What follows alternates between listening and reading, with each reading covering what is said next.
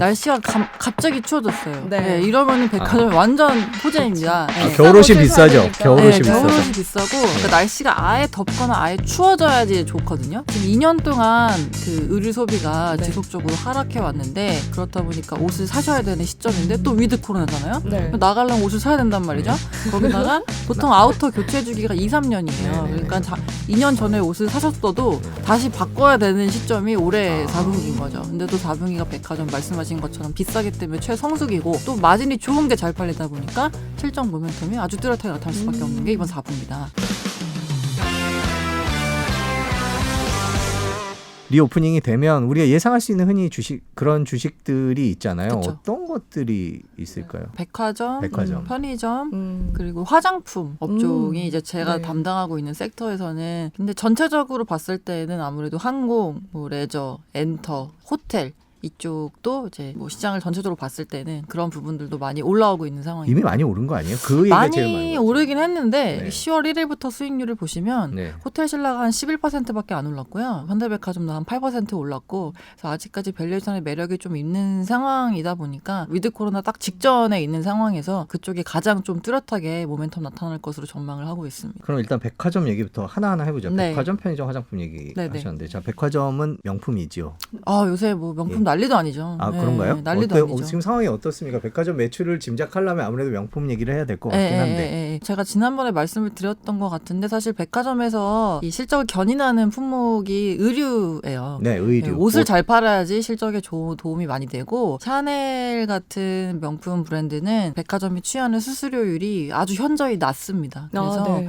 이쪽에 매출이 는다 하더라도 사실 수익성에는 큰 도움을 안 주는 품목이 명품이고요. 그러니까 샤넬 많이 팔린다고 신세계 현대백화점 주가 오를 일은 실적이, 없다는 거죠. 근데 이번 코로나19 때문에 나타난 좀 특이사항이 옷이 팔리기 시작했다는 옷? 게 되게 네. 특이사항입니다. 그리고 또 최근 트렌드를 반영한 그런 신규 점포들 예를 들어 뭐 더현대 서울이라든지 또 최근에 오픈한 아싸 아세요? 아싸? 신세계 아싸라고 아니요. 신세계 아트앤사이언스라는 점포로 네. 어디에 있나요? 대전에 노잼의 도시 대전에 이제 네. 잼을 선사하기 위해 등장한 노잼도시 대전. 네. 그건 동의합니다. 제가 또 네. 갔다 왔습니다. 오. 네. 그래서 제가 유튜브에 업로드를 했는데 네. 반응이 굉장히 좋더라고요. 네. 재미없을 줄 알았고 노잼이라서. 네. 근데 그런 식으로 좀 점포들을 오픈을 하고 있다 보니까 그런 게 실적에 반영이 되고 있고 백화점에 옷이 많이 팔리고 있다라는 건 팩트인가요? 팩트입니다. 그리고 지금 굉장히 저희가 좋게 보는 것 중에 하나가 날씨가 갑자기 추워졌어요. 네. 이러면은 백화점이 완전 호재입니다. 아, 네. 겨울옷이 옷을 사야 비싸죠. 되니까. 겨울옷이 비싸서. 겨울옷이 비싸고 그러니까 네. 날씨가 아예 덥거나 아예 추워져야지 좋거든요. 보통 아. 유통업체들은 지금 2년 동안 그 의류 소비가 네. 지속적으로 하락해 왔는데 그렇다 보니까 옷을 사셔야 되는 시점인데 또 위드 코로나잖아요. 네. 나가려면 옷을 사야 된단 말이죠.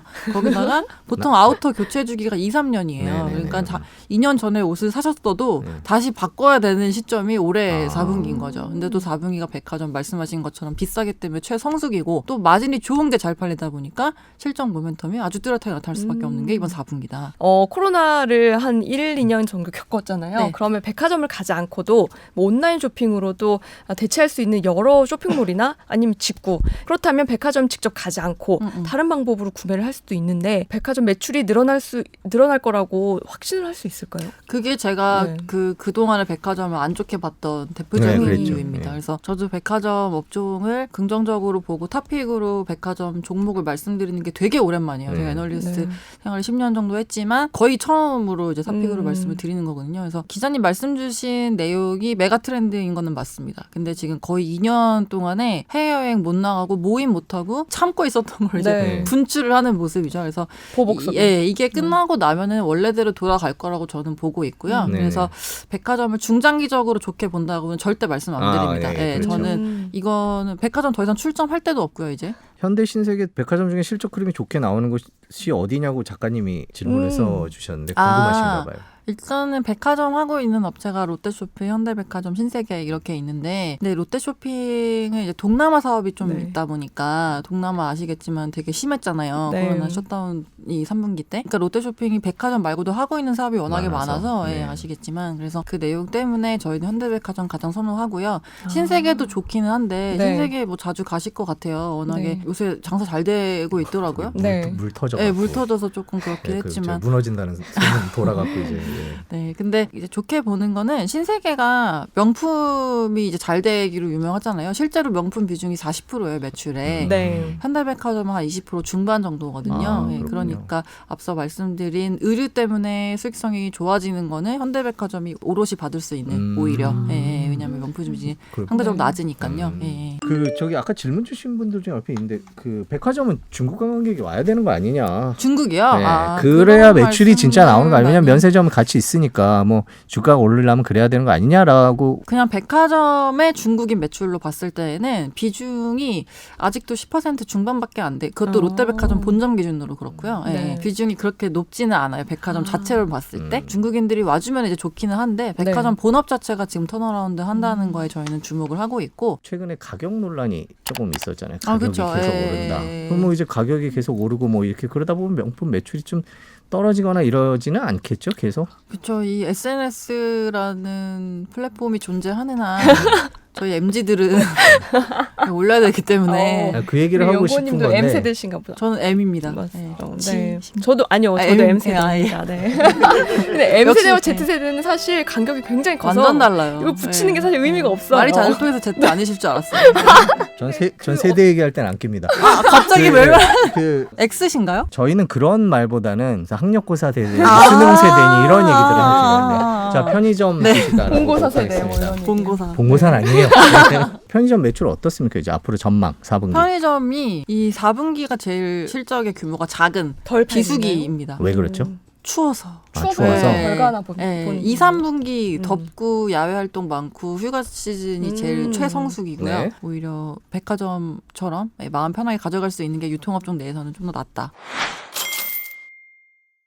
화장품 끝났다 뭐 이런 얘기 하는 분들도 있어요. 화장품 주가가 중국이라는 큰 시장에 중국 화장품 브랜드로 이제 꽉 차기 시작을 했고 네. 그렇다 그래서 우리가 유럽 브랜드만큼 그렇게 명성을 갖고 있는 건 아니고 지금까지는 마스크 쓰고 다녔다 뭐 이런 내용들도 있는 것 같은데 어떻게 예상하세요, 화장품? 시장 자체를 저희가 어렵게 보는 이유는 브랜드가 너무 많아졌다라는 거에 주목을 하고 있습니다. 그러니까 화장품 뒷면을 보시면은 책임 판매업자 명이 있고 그다음에 네. 제조 판매업자가 있는데 아시겠지만 책임 판매업자는 브랜드고요. 제조 판매업자는 진짜로 그걸 만든 업체, 네. ODM들. 네. 이 책임 판매업자 수가 지난해 기준으로 19,000여 개가 조금 넘는 수준이에요. 네. 네, 화장품이요? 네네. 근데 재밌는 거는 네. 이거의 20%인 4,000개 정도가 작년 한 해에만 새로 생긴 브랜드들입니다. 와. 그러니까 그만큼 지금 진입 장벽이 낮아지고 있는 상황이고. 그럼 제가 대표적으로 제조사는 네, 크게 변화가 없나요? 제조사는 사실 뭐 코스맥스 한국콜마 및 인천 남동공단 가시면 한 200개 정도 있는데 그게 전부인 근데 거죠. 그런 데는 보통 연구개발 인력이 없어서 네. 제가 레시피를 가져가서 만들어주세요 이대로라고 해야 되는 공장들이고 코스맥스 콜마는 연구개발 인력들이 있어서 오히려 그런 레시피를 가지고서 이런 걸 만들어 보시죠라고 제안을 할 수가 있는 그래서 그게 ODM, OEM의 아시겠지만 차이. 네. 그러면 지금 예를 들어서 화장품 주식에 들어가야 된다. 추천을 하나 하시나요? 아 코스맥스 코스맥스. 네, 맞습니다. 코스맥스라는 회사는 만드는 회사죠. 만드는 회사입니다. 파는 브랜드 회사는 10,000몇 개가 있고 만드는 회사는 그렇게 많지는 않다는 거죠. 아 그렇죠. 네. 리오프닝 투자에 대해서 얘기를 해보겠다라고 얘기를 했는데 지금 결론적으로 담당하고 계신 이 세 가지 분야 중에서 어떤 분야를 그냥 마지막으로 하나 제가 맞춰볼게요. 아 네. 제가 공부 열심히 했으니까. 백화점일 것 같아요. 그 중에서도 현대백화점. 네네네. 맞죠? 네. 이거 네 화장품. 근데 현대백화점 이미 많이 올랐잖아요. 그때 그 매장 문닫 강남 롤렉스한테 이후 아 많이 빠졌다가 지금 또 많이 그래도 올랐습니다. 7만 거의. 원대 지금 8만 원대 저희 예. 목표 주가가 11만 5천 원. 얼마요? 11만 5천 원입니다. 댓글을 좀 읽어볼까요? 무서운데요? 아 우리가 언제부터 아, 님이 오리나님은 어떤 화장품을 쓰시나요? 라고. 핵심 질문이다. 핵심 질문. 아 저도 궁금하네요. 감사합니다. 피부와 결이 굉장히 좋으세요. 아 감사합니다. 네. 오늘 분장실에서 해주신 거라서 기초. 모르겠는데. 평소에 쓰시는 거. 아 보고. 평소에 네. 저는 설화수 쓰고 있습니다. 아 좋은 거 쓰시네요. 충격. 네, 김혜민 기자는 저요? 저는 직구로. 비싼 건가 봐요. 상표를 얘기 안 하는 거 보니까. 직구로. 저희가 오늘 리오프닝을 앞두고 이제 위드 코로나 얘기가 계속 나오고 있는 상황에서 투자자 입장에서 어느 쪽을 봐야 되고 어느 회사를 봐야 되고 또 어떤 기준으로 봐야 될지에 대해서 긴 시간 얘기를 나눴습니다. 시간 내주셔서 감사합니다. 네 감사합니다.